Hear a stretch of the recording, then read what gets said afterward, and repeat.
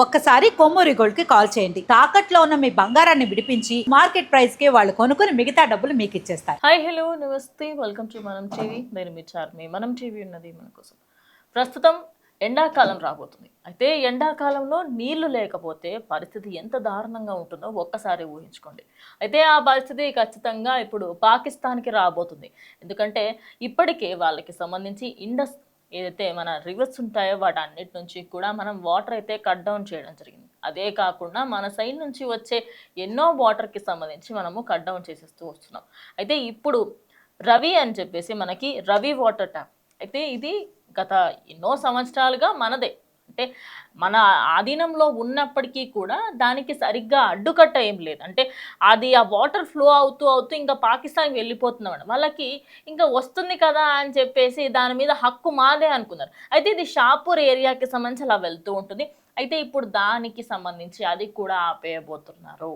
అయితే ఇన్ని రోజుల పాటు దాని మీద చాలామంది ఇప్పుడు అగ్రికల్చర్ మీదనే, అంటే వ్యవసాయం మీదనే ఆధారపడి బతికే ఒక పాకిస్తాన్కి సంబంధించి నీటి వ్యవస్థ కంప్లీట్గా తీసేస్తే, జస్ట్ ఇమాజిన్, కంప్లీట్గా నీటి వ్యవస్థ తీసేస్తే వాళ్ళకి అసలు ఏమీ కూడా సరిగ్గా ఉండదు.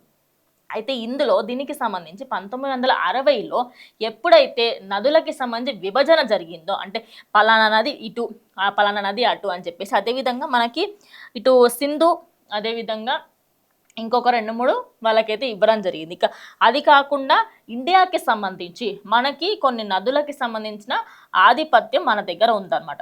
అయితే 1960లో సింధు జలాలకి ఒప్పందంకి సంబంధించి అప్పట్లో రావి, సియాజ్ అండ్ సట్లెజ్ జలాలపై భారత్కి పూర్తి హక్కులు ఇవ్వడం జరిగింది. అయితే దానికి సంబంధించి ఫర్దర్గా మనం ఎప్పుడైతే ఆ జలాలకి సంబంధించి ఈ రవి వాటర్ ట్యాప్ ఏదైతే ఉందో దాని మీద వీళ్ళు కంప్లీట్గా ఆధారపడి ఉన్నారు పాకిస్తాన్ వాళ్ళు. ఇప్పుడు వాళ్ళకి ఇది ఆపేస్తే నెక్స్ట్ రాబోయే, అంటే మార్చి నెల 31 కల్లా కంప్లీట్గా ఇదంతా కూడా కంప్లీట్ అయిపోయి అటు వెళ్ళే అదనపు నీళ్లు ఏదైతే ఉందో అదంతా కూడా ఇండియాకి సపోర్ట్గా ఉండబోతుంది. దానికి గల కారణాలు ఎన్నో. అంటే టెర్రరిస్టులకి ఎక్కువగా మద్దతు తెలిపే ఒక దేశానికి అసలు నీళ్ళు కూడా ఎందుకు మరి? ఇప్పుడు ఇప్పటికే చపాతీకి దిక్కులేదు, ఇక రేపటి నుంచి నీళ్ళకు కూడా దిక్కు ఉండదు. సో అది ఖచ్చితంగా జరగాలి అని చెప్పేసి పాకిస్తాన్కి సంబంధించి ఎవరికైతే ఈ పెహల్గాం అటాక్ కంటే ముందు ఎన్నో విషయాలకు సంబంధించి చూసాం. ఇక పెహల్గాం అయిపోయిన తర్వాత వాళ్ళకి సంబంధించిన ఇండస్కి సంబంధించి ఆ వాటర్ని అయితే కంప్లీట్గా క్లోజ్ చేస్తారు. ఇప్పుడు నెక్స్ట్ దానికి అదే కాకుండా ఇటు రవి వాటర్ ట్యాప్కి సంబంధించి కూడా మనం క్లోజ్ చేసేస్తే ఇక కంప్లీట్లీ జీరో అయిపోతుంది. ఇక మార్చ్ 31 కల్లా దాన్ని కంప్లీట్గా అక్కడికి ఆపేసి అక్కడ ఉండే వాటర్ అంతా కూడా ఇటు ఇండియాకి సంబంధించి జమ్మూ కాశ్మీర్ సైడ్ వచ్చే విధంగా చూసుకుంటున్నారు. ఇక ఏప్రిల్ 1 నుంచి అయితే వాళ్ళకి చుక్కలే అన్నట్టుగా అయితే ఉంది. అయితే ఇప్పుడు ఈ పాకిస్తాన్ వాళ్ళందరూ వచ్చి గవర్నమెంట్ వీళ్ళు తప్పు చేస్తున్నారు అని చెప్పి ధర్నాకి దిగే అవకాశం ఉంటుందా?